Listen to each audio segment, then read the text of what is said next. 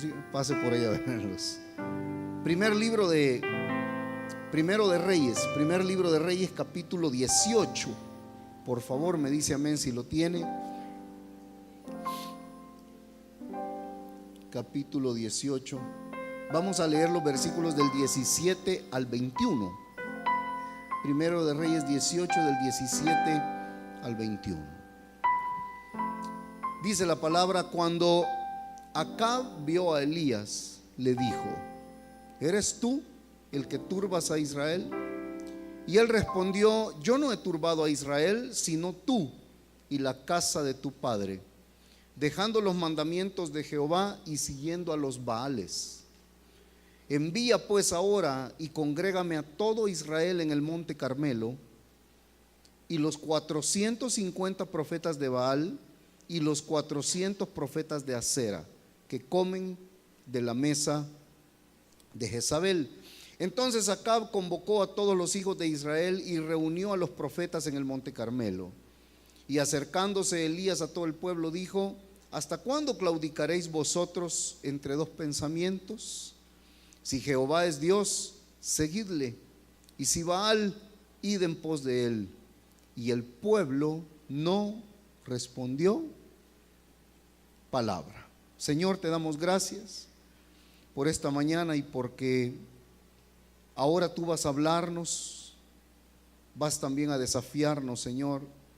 Abrimos nuestro corazón, nuestro entendimiento para que tu palabra quede, Señor, plantada en nosotros, quede implantada en nosotros y dé fruto, Señor. En el nombre de Jesús te lo pedimos. Amén.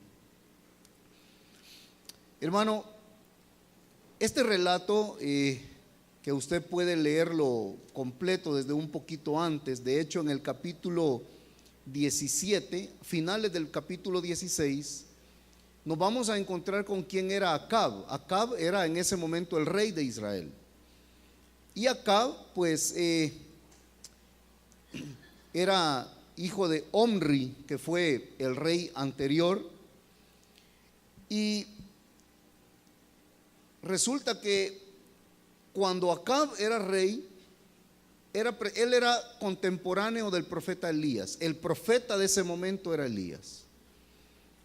Usted conoce la historia. En un momento dado, Elías da una palabra, una profecía, da un decreto, y Elías dice: no lloverá los próximos 3 años en Israel. Así de fácil, ¿verdad? No lloverá. Y Baal era en ese momento, pues, era el máximo dios, ídolo de otros pueblos. El problema es que también Israel se iba detrás de Baal. Baal y Acera eran las máximas autoridades espirituales de aquellos que no conocían a Dios. Baal, conocido como el rey o el dios de la lluvia o de la fertilidad, y Acera, que era conocida como la madre de todos los dioses. De hecho, estos dioses fueron tomados en el transcurso de los años, más adelante, con los siglos fueron tomados, se les cambiaban nombres, pero era prácticamente el mismo Dios al que se adoraba.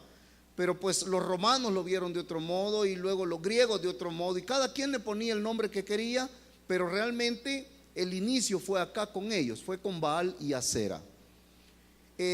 Más adelante otros le llamaron Astoret, otros le llamaron Astarot, dependiendo del idioma en el que estaba. Y más adelante incluso se le llamó pues la Virgen María, cuando llegó ya pues Roma, y Roma tomó y se autoproclamó como la primera iglesia. Así que estamos hablando de dos espíritus poderosos. Obviamente no como el Señor, pero estamos hablando de dos principados, de dos potestades espirituales, las cuales pues en ese tiempo Satanás utilizó para engañar a millones, y lo sigue haciendo hasta el día de hoy. Entonces, en ese tiempo Elías dice un día: ¿saben qué? El pueblo se volvió, se fue tras los Baales, se fue tras tras Acera. Así que para que todos sepan, esto no lo dijo Elías, pero digamos que estaba implícito en el acto, para que todos sepan que Baal no tiene poder, deja de llover los próximos 3 años. Note qué curioso, ¿a dónde atacó Elías? Dijo, no lloverá. ¿Qué iba a hacer esto? Hacer que el pueblo se diera cuenta que Baal no hacía llover. El pueblo pensaba, la gente pensaba que era Baal. Así que deja de llover y viene la crisis a Israel. ¿Cuál crisis? Bueno, la sequía. Los mercados se detuvieron, los supermercados se cerraron porque no había nada, no había trigo, no había producto, porque no había lluvia. Y en esa crisis resulta que el más buscado, adivina quién era, Elías. La foto de Elías me imagino yo por todos lados, ¿verdad? Se busca, por este tipo no llueve, ¿verdad? Y un día Elías se encuentra con este rey.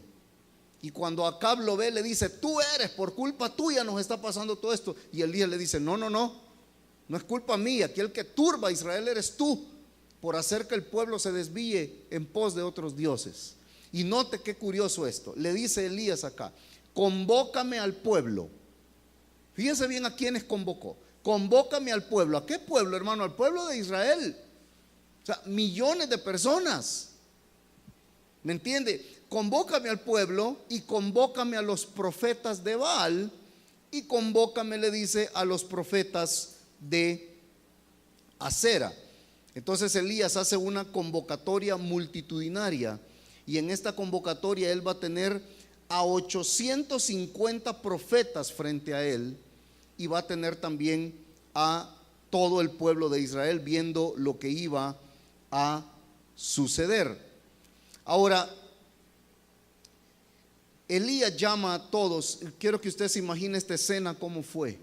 Miles de personas reunidas, un valle, a un lado los profetas de Baal, al otro lado los profetas de Acera, en medio el pueblo y Elías enfrente. Así fue.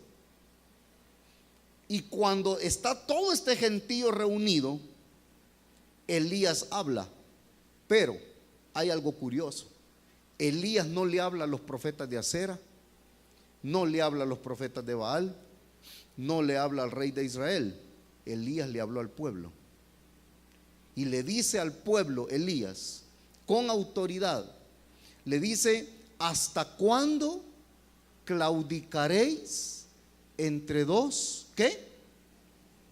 Note, entre dos pensamientos. Elías le dice al pueblo, ¿hasta cuándo ustedes van a estar divididos? Entonces Elías dice, aquí están los profetas de Acera, aquí están los profetas de Baal. ¿A cuál quieren seguir? Pues háganlo ahora. Hagámoslo ahora, dice Elías. Separemos las aguas. Ya pónganse claros. ¿Quiénes van con Baal? Levanten la mano. ¿Quiénes van con Acera? Levanten la mano. ¿Quiénes van con Dios? Levanten la mano. Entonces Elías dice, los que van con Dios, pues con Dios. Y los que van con Acera, ¿quiénes son ustedes? Por favor, pasen por este lado. ¿Quiénes van con Baal? Pasen por favor por este lado. Pero había gente que se quedaba en medio y que no se decidía. Había gente que decía, wow, pero es que yo no sé, porque van a pensar mal o van a hablar mal de mí si me voy para allá. Pero es que yo realmente, yo le pedí a Acera y yo le pido a Baal y yo siento que me responden más que Dios, decían algunos. Y entonces Elías confronta al pueblo de una manera muy directa, muy fuerte, pero note algo importante porque es el centro de lo que yo le quiero compartir hoy, hermano. Elías les dice, ¿cuál es su problema? Les dice, su problema es sus pensamientos. Note que Elías les dice, ¿hasta cuándo claudicaréis? ¿Hasta cuándo ustedes van a ser derrotados en eso? ¿Hasta cuándo ustedes van a ser vencidos en su manera de pensar? ¿Cuál era el problema del pueblo, hermano? El problema del pueblo era que ellos no pensaban de Dios de la manera correcta. Las sectas, las religiones, los cultos a otros dioses, a otras divinidades, vienen de no conocer a Dios de la manera correcta. ¿Cómo pensaba el pueblo de Dios? Bueno, probablemente pensaban que Dios no contestaba. Probablemente pensaban que no había ningún problema. Por eso es que los griegos tuvieron tantos dioses. Porque los griegos pensaban así de Dios. Los griegos decían, por eso es que Pablo un día llegó donde ellos. Y cuando llega donde los griegos, ve todos los dioses que tenían, las estatuas y todo lo que tenían. Y había un espacio en medio que decía, al Dios no conocido. O sea, hasta él pues estaba ahí. Porque los dioses decían, los griegos decían, por las dudas que hubiera alguno que no conocemos, pues, ¿verdad? Y Elías y Pablo, cuando llegó y vio eso, dijo, de aquí va mi mensaje. Y escribió su bosquejo. Y les dice Pablo, miren qué bueno, veo que ustedes son muy devotos, tienen muchos dioses, pero también veo que en medio hay un espacio que dice al Dios no conocido. Y Pablo dice, de ese que no conocen, les quiero hablar yo. Y ahí Pablo predicó. Y muchos aceptaron a Cristo, muchos, pero muchos también dijeron que no. Ahora, el problema, hermanos, del pueblo era su manera de ver a Dios, su manera de interpretar a Dios. El problema de ellos era una palabra: dualidad. Dualidad. Dualidad significa, hermano, doctrina que promueve la existencia de dos principios supremos. Esa es dualidad. Es un pensamiento que nos hace creer que hay dos poderes, que hay dos que lo pueden hacer, que hay dos caminos. Ahora imagínense ustedes la gente que dice, no, pues que todos los caminos llevan a Dios, dice la gente. No son dos, todos dicen. Eso es dualidad. Dualidad significa que yo no me defino. Dualidad significa un poquito de todo. Dualidad significa estoy aquí, pero por las dudas aquella puerta está abierta también. ¿Sí me explico, hermano? Dualidad es que no me defino, que no me decido. Entonces Elías los confronta. Y bueno, usted sabe todo lo que viene después.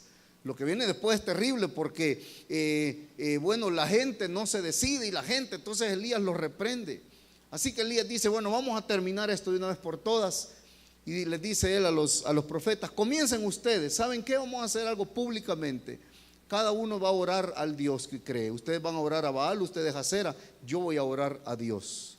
El que haga descender fuego del cielo, que ese sea Dios. Y punto. Y la gente dijo, está bueno. Dijo, la gente pensó que Baal iba a mandar fuego. Baal no mandó fuego en todo el día. Acera no mandó fuego en todo el día.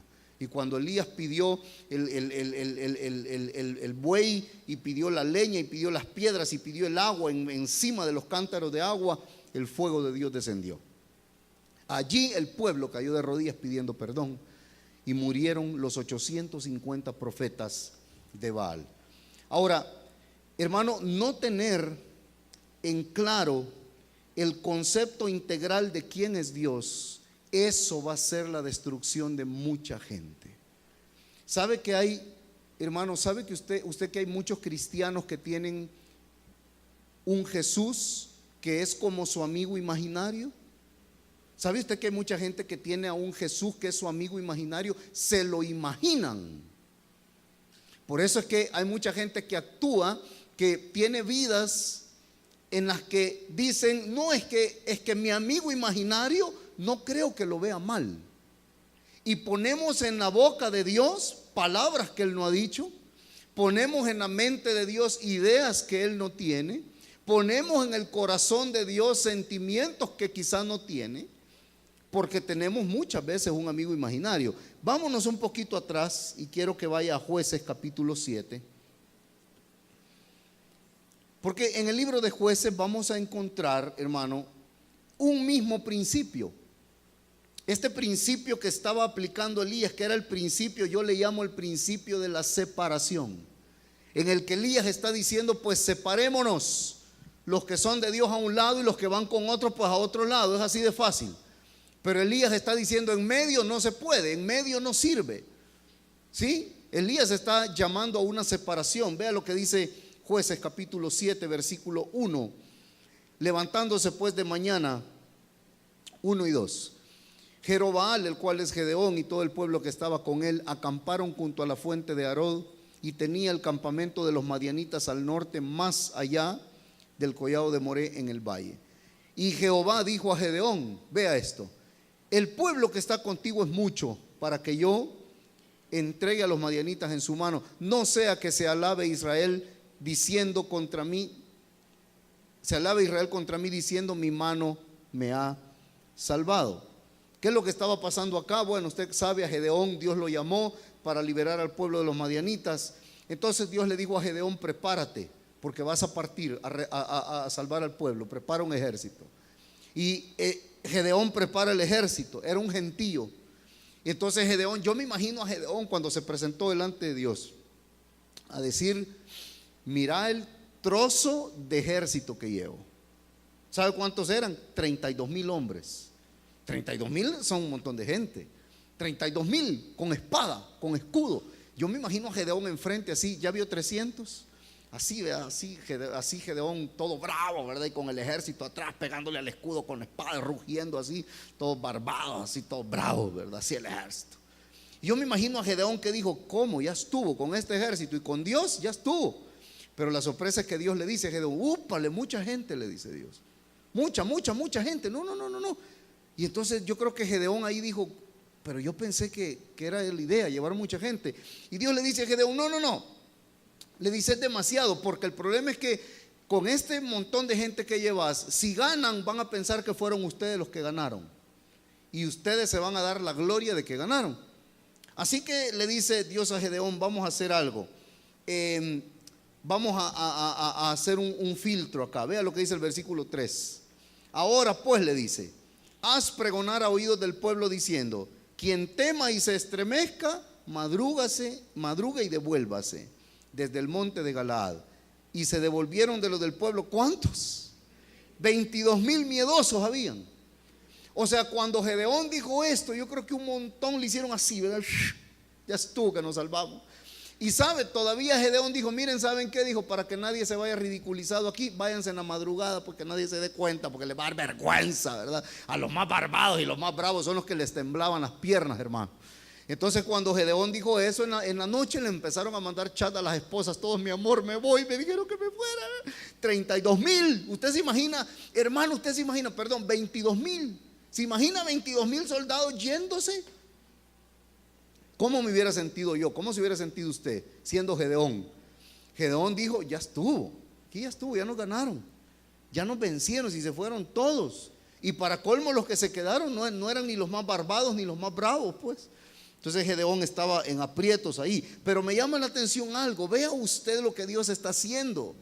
Sí, parece que Dios está separando otra vez. Versículo 5. Entonces, 4, hermano. Y Jehová dijo a Gedeón, mire, aún es mucho. Yo me imagino que Gedeón le dijo a Dios, Señor, nos quedaron solo 10,000. Pero bueno, le dijo Dios, probablemente Gedeón, ¿verdad? Vamos a ganar porque tú estás con nosotros. Y Dios le dice, aún es mucha gente. No, hombre, le dijo, mucha gente. Yo me imagino que ahí Gedeón se rascó la cabeza, hermano, y dijo, no entiendo. De veras que no entiendo cómo es la cosa. Que Dios de los ejércitos, Jehová de los ejércitos, pero está diciendo que mande a toda la gente para su casa. Entonces, ¿cómo que quiere Dios? Y le dice Dios, es mucho el pueblo, llévalos a las aguas. En la Biblia las aguas representan pruebas siempre. Y ahí te los probaré. Note, y al que yo te diga vaya este contigo, irá contigo, más de cualquiera que yo te diga este no vaya contigo, el tal no irá. Entonces llevó el pueblo a las aguas y Jehová le dijo a Gedeón, cualquiera que lamiere las aguas con su lengua como lame el perro, a aquel pondrás aparte. Asimismo cualquiera que se doblare sobre sus rodillas para beber. Mire qué curioso, la prueba de Dios. Le dice Dios, ok, llévalos a las aguas. Tú deciles cuando lleguen al río, diles, quienes tienen sed, tomen agua. Y entonces Dios le dice, y solo obsérvalos. Observa quiénes son los que doblen sus 2 rodillas para tomar agua. Y observa quiénes son los que toman el agua con la mano y lo lamen como un perro. Ojo, hermano, no le dijo y lo chupen, así como haríamos usted y yo, ¿verdad? ¿Ya ha agarrado agua esto así? ¿Verdad? Usted a su hijo llega al lavamano y agarra agüita en la mano y le da. ¿Él qué hace? Él no la lame, él la chupa, ¿verdad? La succiona el agua. Dios no le dijo eso a Gedeón, no le dijo quienes chupen el agua, le dijo quienes laman el agua como lo hace un perro. Ya he visto cómo, claro, los perros, la lengua de los perros está hecha para eso. Ellos toman agua así y ellos, la lengüita del perro agarra agüita así. Yo no, usted y yo no, hermano. Si usted puede hacer eso, tiene que ir o al doctor o venir a oración, ¿verdad? Porque algo raro está pasando, hay un espíritu que podría estar ahí medio extraño. Entonces no te llega, ¿y sabe qué pasa? Llegan todos al río y dice Gedeón, bueno, descanso, dijo, receso, tomen agua y sáciense de agua, dijo Gedeón, para que tomen fuerzas y todos nos podamos ya ir de nuevo, seguir caminando a donde vamos. Pero vea, dice el versículo 6, y fue el número de los que llevaron el agua, de los que lamieron llevando el agua con su mano a su boca, 300 hombres. Y todo el resto del pueblo, o sea, 9,700, ¿qué hizo? Se dobló sobre sus rodillas para beber agua. 9,700 agarraron el escudo que se lo ponían atrás así, lo tiraron para allá, la espada la tiraron sembradita así, se pusieron de rodillas, hermano, se tiraron. ¿Y cómo agarraron agua? Con las dos manos.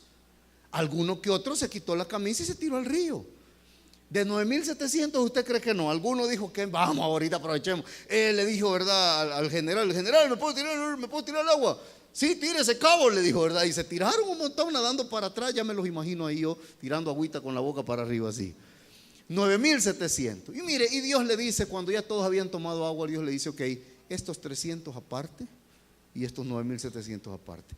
¿Cuál fue el problema de los 9,700? ¿Qué vio Dios? ¿Sabe? Porque Dios está haciendo una separación.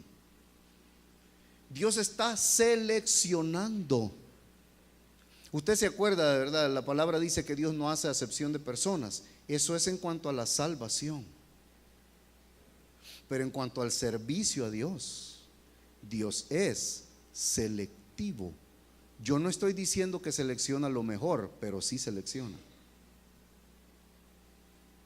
Porque malinterpretamos, Dios no hace acepción de personas. Dios es bueno, Dios pone las mismas oportunidades para todos, pero de eso luego selecciona. ¿Sí me explico? Por eso es que dice la Biblia, si tú entresacaras lo precioso de lo vil. ¿Por qué? Porque Dios no dice todo, Él dice, Dios saca lo bueno. Vamos a separar, es necesario separar. Es el mismo principio. Elías le dijo al pueblo, sepárense los que van con Baal aquí, los que van ahí, pero los que van con Dios también sepárense, quiero ver quiénes son. Acá está diciendo ahora Gedeón, apártense ustedes para acá y ustedes para acá. ¿Qué vio Dios, hermano? ¿Sabe qué pasó con los que doblaron sus rodillas? Número uno, tiraron su escudo, estaban desprotegidos. Tiraron su espada, estaban desprotegidos, y doblaron su cabeza. Significa que una flecha podía venir de cualquier lado y los mataba a todos. Los 300, ¿sabe qué hicieron? Se morían de sed igual. Ahora, ¿cómo cree usted que quedaron los 9,700, hermano? En buen español, empanzados.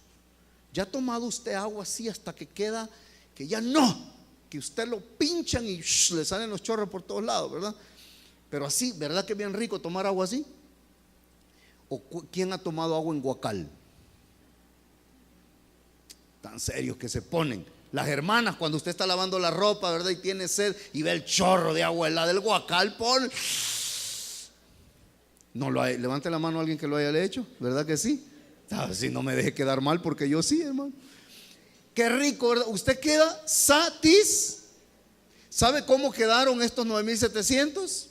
Satisfechos, empanzados. Ahora, los 300, ¿sabe cómo tomaron agua? Sí, el escudo, no, quizás no se lo quitaron. Ellos el escudo lo tenían atrás, porque era la manera más cómoda de llevarlos. Pero ellos doblaron una rodilla, no sus dos rodillas. Ellos doblaron una rodilla, la espada estaba puesta aquí.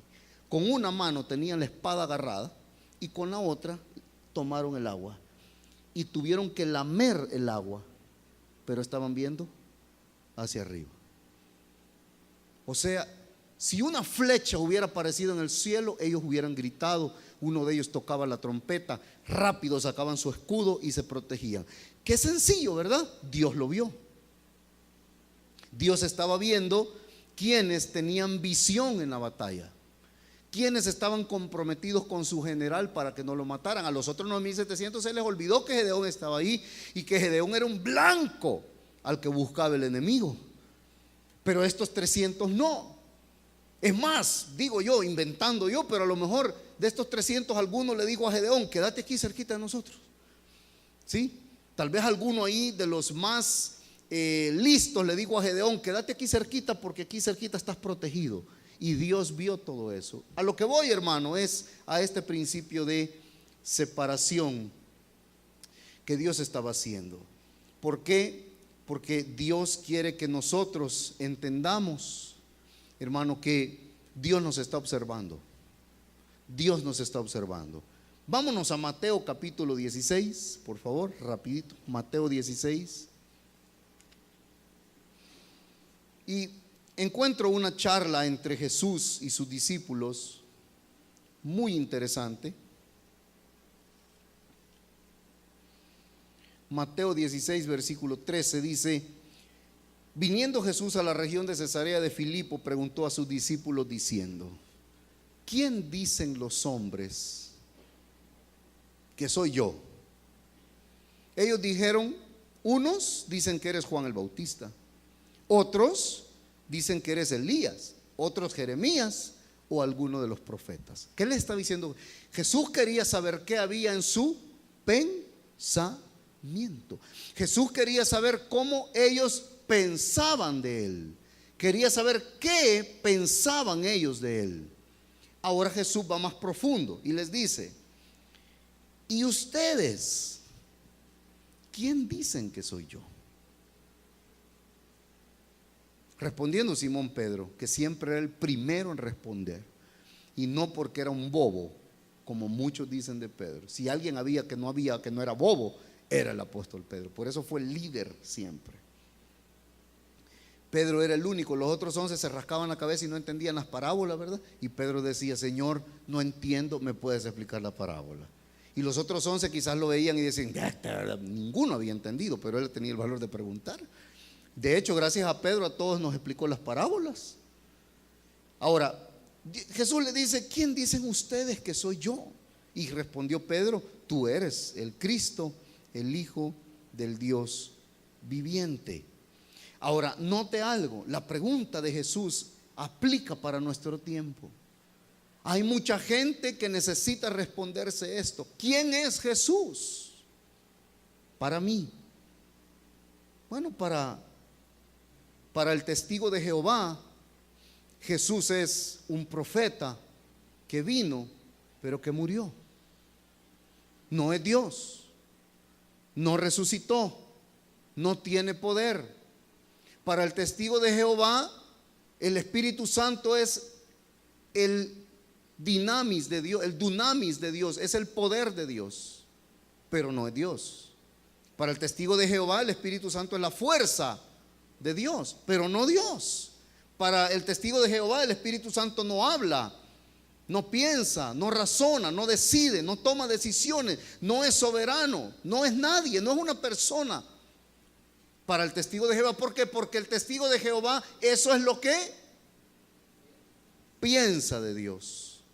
Entonces podemos encontrar tantas cosas de las que hablar, de tanta gente que piensa muchas cosas de Dios. El ateo dice él que no entiende. El problema del ateo es cómo lo piensa. Dice: no, yo no entiendo, mi razón no me permite entender cómo es que podemos creer en alguien que no vemos, ¿verdad? Cuando tampoco ve el aire que respira, pero lo respira y vive, y su organismo se alimenta de ese aire.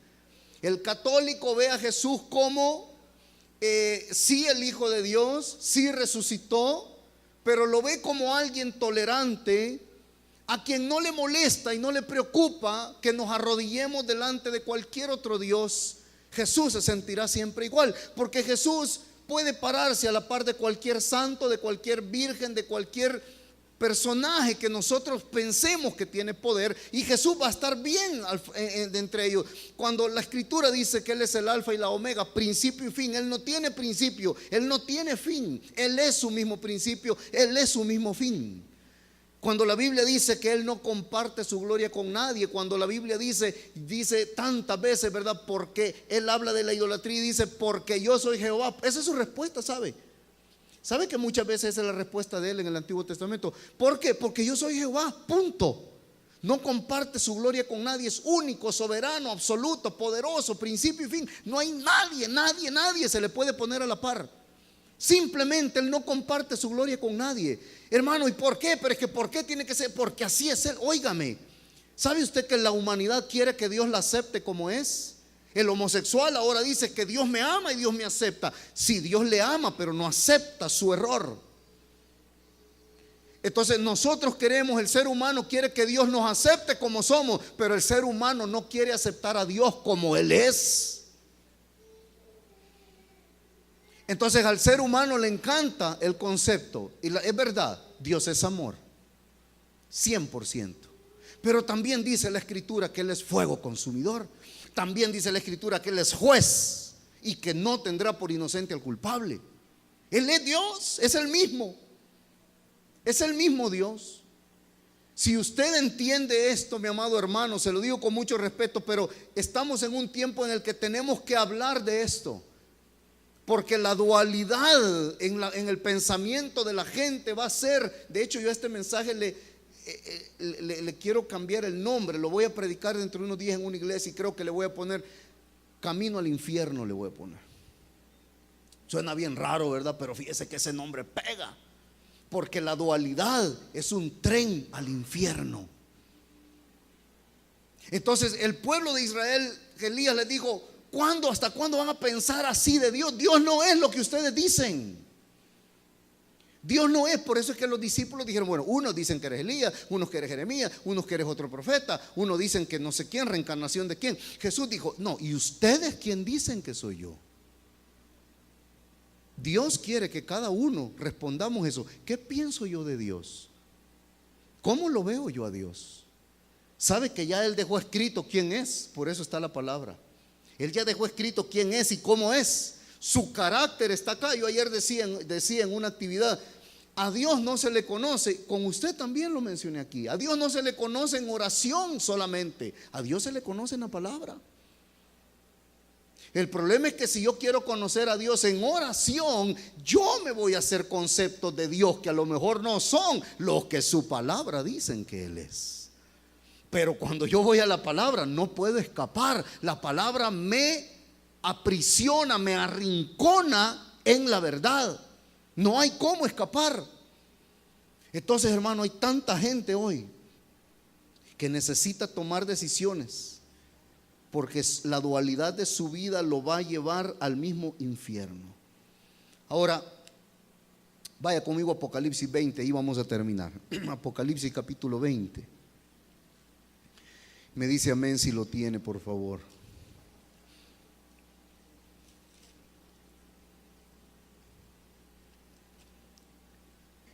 Apocalipsis capítulo 20, vamos a leer el versículo 11.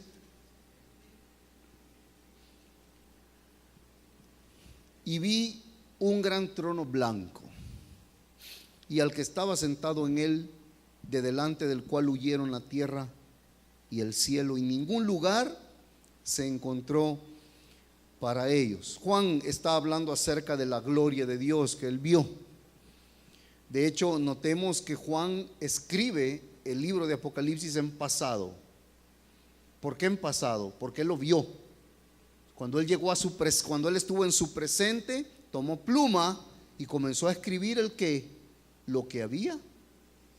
Dios lo llevó, Dios le permitió ver cosas,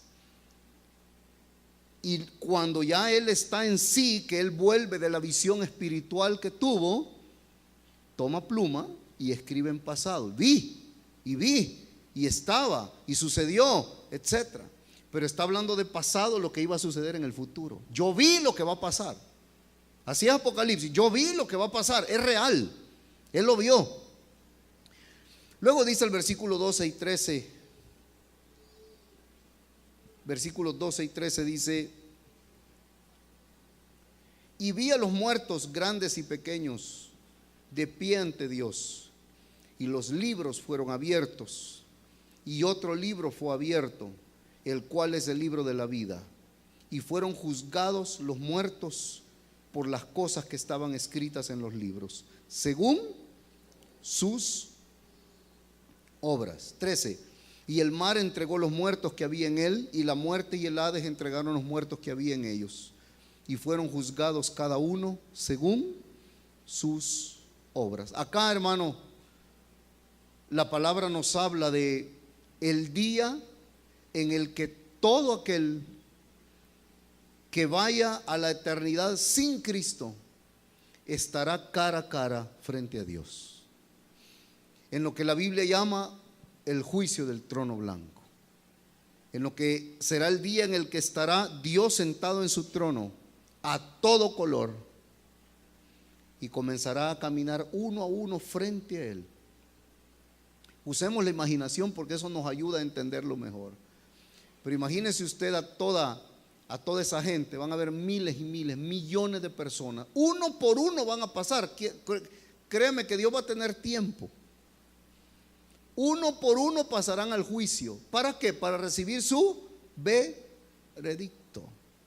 La Biblia dice que el que no cree ya ha sido condenado. Quienes están ahí es porque ya están condenados, solo están esperando su veredicto y que suene el martillo.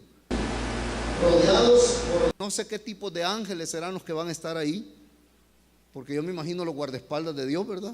Yo me imagino cómo son. Yo me imagino esos ángeles temibles, no con alitas ni con arco y flecha, ¿verdad? Sino temibles, temibles. Yo me los imagino ahí y va a pasar Hitler. 6 millones de cargos por homicidio en primer grado, solo de los judíos, más los civiles. Dios tendrá el tiempo uno por uno. O sea que aquellos que no se decidan a irse con el Señor van a tener que esperar un montón para que les toque. ¿Y cómo va a ser? Va a pasar Adolf Hitler frente a Dios y va a comenzar el juicio. Número uno, bueno, señora, a usted se le acusa por 6 homicidios en primer grado, por un genocidio de la humanidad. Usted fue una persona y va a comenzar. Yo no sé qué tipo de pantallas o qué va a tener Dios, yo no sé. Pero el hecho es que va a haber evidencia, eso no lo dude. ¿Sabe por qué va a haber un juicio del trono blanco? No porque Dios es malo, sino porque en ese juicio Dios se va a asegurar de que no haya nadie que lo pueda señalar y decirle: fuiste injusto, yo no tendría que estar acá. Todo el que vaya ahí tendrá que doblar sus rodillas. La Biblia dice que toda rodilla se doblará y toda lengua confesará que Jesús es Señor. Y tendrá que decir: soy culpable. Y Dios dirá: al lago que arde con fuego y azufre. Y ahí va a estar Hitler. Juicio número 1 hasta llegar a 6 millones y luego los civiles y quién sabe cuántos otros que no supimos nosotros, ¿verdad? Ahí va a estar Hitler. Si Caín no se arrepintió de haber matado a su hermano Abel, Caín estará en el juicio del trono blanco. Ahí estará. ¿Qué llevó a Hitler a ese lugar? Lo llevó su dualidad. Lo llevó nunca creer que había un solo Dios, sino que pensó incluso que él mismo lo era. La dualidad. Hermano, no estará solo Hitler, habrán miles de personas. Ahí estarán todos los burladores, los que se mofan, los que hacen chistes, todos los chistes en YouTube, en Google, ahí que están de Jesús, los dibujitos que hacen de Jesús en la cruz, ahí estarán. Usted se imagina la cara que van a poner cuando el Padre les ponga esas imágenes. Usted se imagina el dolor que va a haber, el terror, porque dice la Biblia que ahí será el lloro, el crujir de dientes. El más macho se va quizás hasta quebrar sus dientes de crujirlo, de angustia, de terror y de dolor, porque nunca Dios ha producido terror, nunca. Él es un Dios bueno, pero esta gente va a experimentar no el amor de Dios, va a experimentar el terror de un Dios temible, justo, temible, fuego consumidor. Ahí van a estar los abortistas, ahí van a estar los dirigentes del Planned Parenthood, si ellos no se arrepienten de toda la criminalidad que están cometiendo en el mundo. Que si usted sabía que ellos son la organización abortista más grande del mundo, aquí en El Salvador se llama Asociación Demográfica Salvadoreña. Ahí van a estar. Ahí van a estar los burladores. Allí van a estar, hermano, los líderes del movimiento LGTBI en el mundo. Ahí van a estar los líderes del movimiento de pedófilos más grande del mundo. Ahí van a estar todos. ¿Sabe por qué van a estar ahí? Por haber tenido una mente dual. Pero, hermano, frente a ese trono blanco no solo van a estar los asesinos, los narcotraficantes, los violadores, los burladores. No solo va a estar Hitler, no solo van a estar los genocidas de la historia. Frente a ese trono blanco habrán miles de personas que se congregaron por mucho tiempo en una iglesia, pero que su mente siempre estuvo partida en dos. Ahí los estarán. Ahí habrán muchos hermanos que vemos en la iglesia. Ahí habrá mucha gente que ahí está domingo a domingo y que se autorrotula cristiano solo porque ya no va a la iglesia católica, pero que tiene 2 años, 3 años, 5 años de congregarse, más su vida, su forma de pensar y de vivir es la misma de siempre. No crece, no madura, no sirve a Dios. Se quedó simplemente a asistir a la iglesia como asistía a su otra religión antes de ir a la iglesia. Es domingo y hay que ir. Estarán todos aquellos que vienen al culto, pero de acá en la noche, si es fin de semana, estarán en un lugar donde puede haber cualquier cosa, donde van a ir a comer. Estarán después de una actividad cristiana, estarán a lo mejor en una zona donde se puede de todo, en una zona bonita. Estarán como en la Gran Vía, en los bares de la Gran Vía. Como hay muchos jóvenes en las iglesias en San Salvador que salen de los cultos y allá están luego, es de ir a filmarlos, a grabarlos y preguntarles: ¿qué estás haciendo aquí? Acabas de estar sentado escuchando la palabra de Dios. Estarán tantas mujeres que se congregaron por años y no pudieron dejar ni siquiera una novela de verla, sabiendo y entendiendo que eso la llevaba a tener una vida dual, partida en dos, una vida mediocre espiritual. Allí estarán. El Señor dice: sé frío o sé caliente. Uno de dos. ¿Sabe por qué? Porque el frío es aquel que ahorita está en un chupadero, chupando con sus amigos, no conoce a Dios y tiene la peor vida. Pero si la misericordia de Dios lo alcanza, así como su servidor o muchos de nosotros acá está cerca de la misericordia y la salvación de Dios, porque ahí estamos, porque por lo vil del mundo vino Dios. Y el caliente es aquel que ha entendido, que se ubica, que no es perfecto, que peca y peca mucho, y peca, pero no peca porque quiere pecar. Peca, como lo explicó Pablo, porque es pecador, porque el pecado está en su carne, porque va a morir siendo pecador, mas en su espíritu, en su alma, él desea, él anhela agradar a Dios con todo su corazón, obedecerle. Se levanta todos los días para obedecer y para agradar a Dios, y no para ser dual, no para ser mediocre.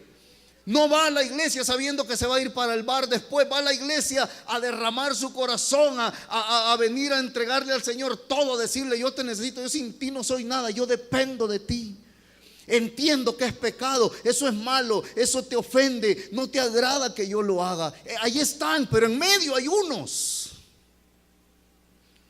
y de ellos dice Dios: lo voy a decir yo en otras palabras que van a sonar más feas que como está escrito. Porque en otras palabras sería: me das asco. Porque antes de usted vomitar, usted primero siente asco. ¿A quién le habla Dios así? A aquel que no se define, al que está en medio. Hermano Iván, pero ¿qué está diciendo? Eso es una herejía. ¿Cómo va a creer si Él es un Dios de amor? Sí, pero tenemos acá el juicio del trono blanco y tenemos el infierno como pruebas de que Dios también es fuego consumidor y que Dios es Dios justo y que nadie se va a burlar de Él. ¿Sabe, hermano? ¿Sabe? Aquellos que no se definieron, quiero dejar este concepto bien claro. ¿Sabe qué significa la dualidad? Siempre tener un plan B. Esa es la dualidad. Nosotros, mi esposa y yo, conocemos a jóvenes que se casaron fuera de la voluntad de Dios, porque siempre tuvieron un plan B. No es cristiano, es más, quiere estudiar para otra cosa, él es de otra religión, no es cristiano, pero no es ni drogadicto, es profesional, el Mercedes está bien bonito, la familia tiene finquita. Los conocemos, los hemos visto a muchos sentados por años en la iglesia. Esa es la dualidad. Dualidad significa siempre un plan B. Dualidad significa de que yo le pido a Dios, pero como no me contesta, ¿verdad? Mire, niña, y ahí en la misa, y ahí en la misa, ¿verdad? Que ya están rezando bien bonito en la misa. Vamos, pues, esa es la dualidad que Dios no soporta. Porque así como hay algunos de nosotros que podemos estarnos muriendo por una situación, también en medio de nosotros hay gente con cáncer. En medio de nosotros hay hermanos en Cristo que les han quitado todo, que han perdido todo, que han tenido pérdidas de familiares, que han tenido pérdidas, que no tienen nada, que están viviendo en un desierto, en una cisterna, que están siendo apretados, que están siendo triturados por la vida y están firmes adorando a Dios. No se mueven a la derecha ni a la izquierda, no van ni con Acera ni con Baal, se quedan con el Señor, sea cual sea la situación. Ellos son el dedo que nos acusa a nosotros, hermano. Porque Dios dirá: mira a mi hija, mira a mi hijo, mira su crisis, mira a Job. Mira a Job, que su piel se está pudriendo. Tú has perdido tu casa, Job, su piel se le está pudriendo. La esposa dijo: maldice a Dios y muérete. Y Job, aunque pasó por una crisis humana, al punto de contender humanamente con Dios, Dios no lo acusó por eso. Dios usó a Job para darnos una gran lección a nosotros. Pero Job termina diciendo: como recibí lo bueno, recibiré todo, aún aquello que yo considero malo. Jehová quitó, dice Habacuc, Jehová quitó, sea su nombre bendito para siempre. Esa es la firmeza que Dios espera. El que es dual siempre tuvo una conexión íntima con Baal y con Acera. La dualidad significa tener siempre una conexión con aquellos que nos roban lo que tenemos de Dios en nuestra vida. La dualidad significa tener conexiones siempre. El plan B, ahí están. Sí, tengo mis amigos de la iglesia, pero también está en el otro grupo. Esa gente que usted se la encuentra con otro grupo, ya no hay un Dios te bendiga, ya no hay un Dios le bendiga. Su misma identidad tiene que ser disfrazada porque está con sus amigos que son otro grupo, con sus amigas que son otro grupo. Tu familia es cristiana, ¿verdad? Vamos, fíjate que mi mamá va. Cuando a lo mejor su mamá es una servidora fiel, una mujer de Dios. Mi mamá va. Esa es la dualidad, una conexión con el mundo. Las amistades con gente incrédula siempre fue prioridad para la gente que es dual. Siempre es prioridad. Ahora óigame bien, no me malentienda. No me malentienda. Sea amigo de la gente para influir, para dar testimonio. ¿Sí me explico? Dios le dijo a Jeremías: Jeremías, yo te pongo en un lugar en medio de serpientes y escorpiones, Jeremías. Y le dice Dios: conviértanse ellos a ti, pero tú no te conviertas a ellos. ¿Sí me entiende? ¿Sabe cómo era? Usted sabe cuál era uno de. Usted sabe que Jesús tenía apodo. A Jesús le decían un apodo y no era tatachús como le dicen ahora los malcriados que le dicen así. ¿Sabe cuál era el apodo de Jesús? Amigo de pecadores. Así le decían: vienen amigos pecadores, amigos pecadores. Así le decían a Jesús. Pensaban que él se iba a ofender. Jesús se sentaba a comer, se sentaba entre los borrachos, entre las prostitutas. Y se iba comiendo su hot dog, lo partía en dos y ¿ya comiste? Así era Jesús. Pero ¿sabe qué pasaba con él? Él influía. Eso era la gran diferencia. Si me ayudas con el piano, terminamos.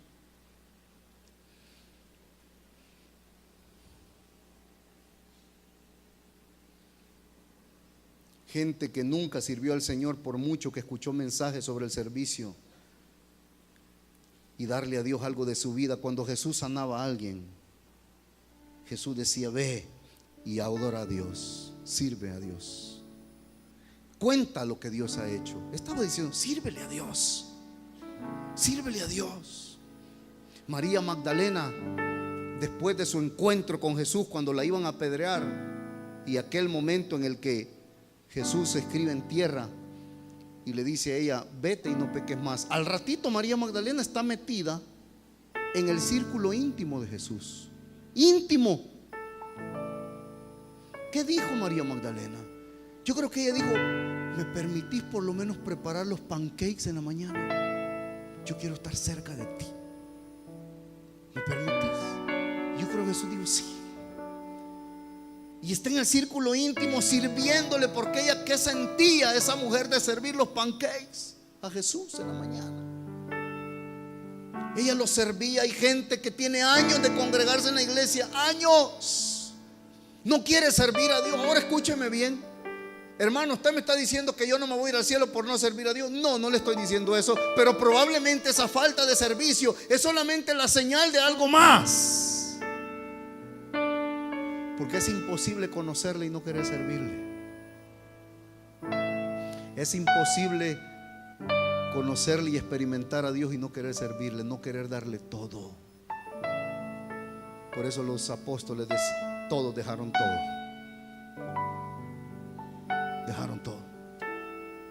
Pedro era un empresario. Pedro no era un pescador, era un empresario. Tenía sus 2, 3 barquitos, los tenía. Era un empresario.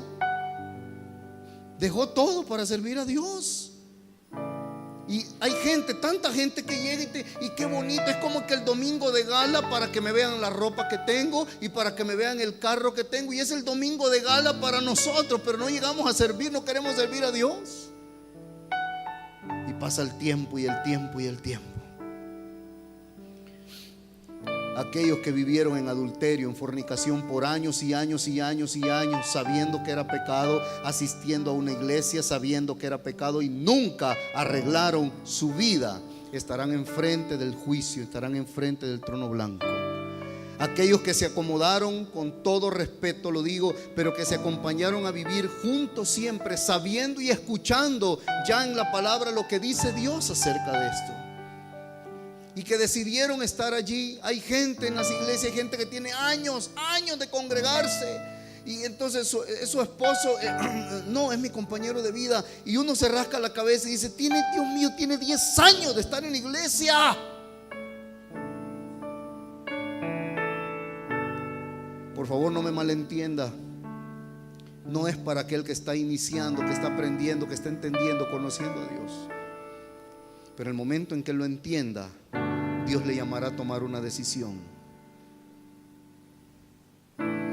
Una característica de una persona dual es que no cree que la palabra de Dios se cumplirá. La subestima, la ve de lejos, la ignora. Solo le leo Sofonías 1:12. Acontecerá en aquel tiempo que yo escudriñaré a Jerusalén con linterna y castigaré a los hombres que reposan tranquilos como el vino asentado, los cuales dicen en su corazón, Jehová ni hará bien ni hará mal. Al suave, no te claves. Mira, yo tengo años. Mi mamá se clava, mi papá va y tanque y pasa, mi papá encarbatado de saco a mi papá. Pero al suave, Dios sea, pues. La onda es creer, ¿verdad? ¿Qué pensamos? La onda es creer. Pues sí, yo no me imagino a Dios que nos haya hecho para mandarnos. Es que Dios no manda a nadie al infierno. Nadie, no habrá una sola persona que dirá, Dios me mandó acá. Dios dirá, tú escogiste ese camino. Dice la palabra, yo pongo delante de ti la vida y la muerte. Escógelos. ¿Sabe que a los estudiantes yo les digo eso? Escógelo. Termino contándole esto. Estuve aquí en Occidente en una iglesia hace unos meses, porque estuvimos trabajando en los institutos de ahí, en un municipio. Y fuimos y todo fue precioso y todo. Entonces yo me entendí con los 2 líderes de jóvenes de las 2 iglesias participantes. La actividad fue fuerte. Tuvimos al Instituto Nacional en un lugar, en un salón de conferencias, y al final las iglesias llevaron refrigerio, se les dio refrigerio y compartimos un buen tiempo con ellos. Se hicieron círculos de conversación y los 2 líderes de jóvenes eran los que llevaban toda la cosa a caminar ahí. Yo me fui contento. Yo dije, gloria a Dios, qué bueno, todo fue una gran bendición. Y en ese instituto tuvimos la peculiaridad de poder al final quedarnos con ellos. El director nos dio permiso.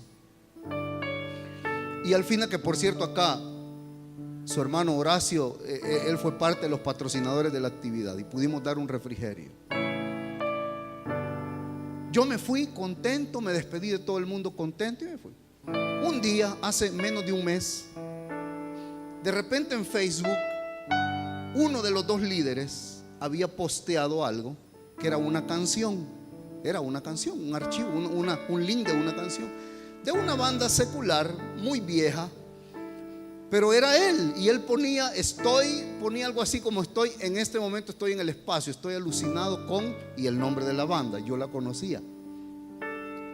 Entonces yo dije, no puede ser, no puede ser. No quiero que me vea como cuadrado, quiero que me entienda esto. Nunca había hecho lo que hice. Y yo quiero terminar este mensaje retándolo a usted a algo. Le escribí: hola fulano, ¿cómo está? Hola pastor, me puso, ¿qué tal? Yo le puse: disculpa mi pregunta, no sé si me confundí. Tú acabas de postear esta canción de tal banda, ¿no? Y se tardó 15 segundos en contestarme, ¿verdad? Sí pastor, yo fui. Y yo le puse: bueno, tú escuchas música secular. Y me puso, bueno, mire, me puso, ahí depende de cómo usted lo quiera ver, porque música secular no hay música, me puso. La música que no sé qué, que no sé cuándo. Mi pregunta es: ¿tú todavía escuchas música secular? Se tardó un minuto y me puso: sí pastor. Y le puse, y entonces ya no le escribí, sino que le empecé a enviar audios para que sonara más enojado yo. Y le puse esto, le dije: fulano, nunca había hecho esto y lo estoy haciendo contigo por dos razones. Número uno, me compete porque tú eres el líder de una de las dos iglesias que participó en lo del Instituto Nacional. A ti te vieron todos los estudiantes. Y le puse: si en todos los estudiantes que ya están enlazados contigo por Facebook nadie conocía esta banda, no lo dudes que como tú la escuchas, acabas de hacer que un montón de ellos también lo hagan. ¿Y quién te dice a ti, le puse, que solo van a oír una canción? Número dos, eres el líder de jóvenes de tu iglesia. No se te vale, no se te acepta, no se te permite. Y le dije: no lo había hecho nunca, pero lo hago por estas dos razones. Sos el líder. No se te vale, no se te acepta, no se te permite, no te luce. Si tú estás haciendo esto, ¿qué querés que piense de la gente a la que tú estás pastoreando en tu iglesia? ¿Sabe? No me contestó. Y yo le digo a mi esposa: que no me he contestado me da una buena impresión. Y sabe que no me bloqueó, no me eliminó de Facebook. O sea, yo dije: aquí está que me bloquea. No me bloqueó. Me da una buena impresión porque yo creo que Dios habló a su vida. Entonces yo le quiero retar a usted a que usted confronte a la gente, a que usted confronte. Sobre todo, confronte a aquellos de los que no se espera, de los que no se vale. Así que, hermana, si usted conoce a una mujer que usted aprecie, y usted sabe que hay cosas que la van a llevar a la dualidad o que la están haciendo participar de la dualidad, ¿se va a enojar, hermano Iván? Probablemente sí. Pero debemos de ser voz. Amén. Debemos de ser voz, porque serán vomitados. Entonces, a lo mejor si se deciden: ¿qué me importa? Yo me voy con Baal. Váyase con Baal, porque allá a lo mejor la misericordia de Dios lo va a alcanzar, como a tanta gente. Sí, o métase con Dios, pero métase en serio. Pero si se queda en medio, el problema es que usted o yo vamos a dar asco, un olor feo a vómito, guácala, ¿verdad? Y Dios no quiere eso. Oramos, hermano. Dígame amén los que no están enojados. No porque este mensaje es para que usted y yo vayamos donde aquel que dice: Dios no hará nada, todo al suave, no hay problema, no. Ok, entiéndame bien, ¿verdad? Estamos hablando de aquellas personas que ya conocen. Y Ese es el problema. Si usted, mi estimado hermano que está aquí, usted tiene un mes de estar viniendo a la iglesia, usted tiene 6 meses de estar viniendo a la iglesia, y usted está todavía con muchas dudas en su mente, y usted caminando, pero acá está, quiero decirle algo, probablemente esto no es para usted, pero esto es para aquellos que ya entendemos y que conocemos mucho más de lo que a lo mejor usted conoce, porque tenemos mucho más de estar acá y de estar escuchando la palabra de Dios, y conocemos, y ese conocimiento, de eso Dios nos va a demandar a nosotros. Dios dirá: ya conocía, ya lo sabías. No podremos decir: yo no lo conocía, ya no sabía. Pablo dijo: yo soy el más indigno de ser parte de los apóstoles, dijo. Pedro: fui llamado a misericordia porque lo hice en ignorancia. Fui un perseguidor, pero lo hice en ignorancia. Pero la dualidad es de aquellos que no ignoran, conocen, y aún conociendo lo hacen. Amén.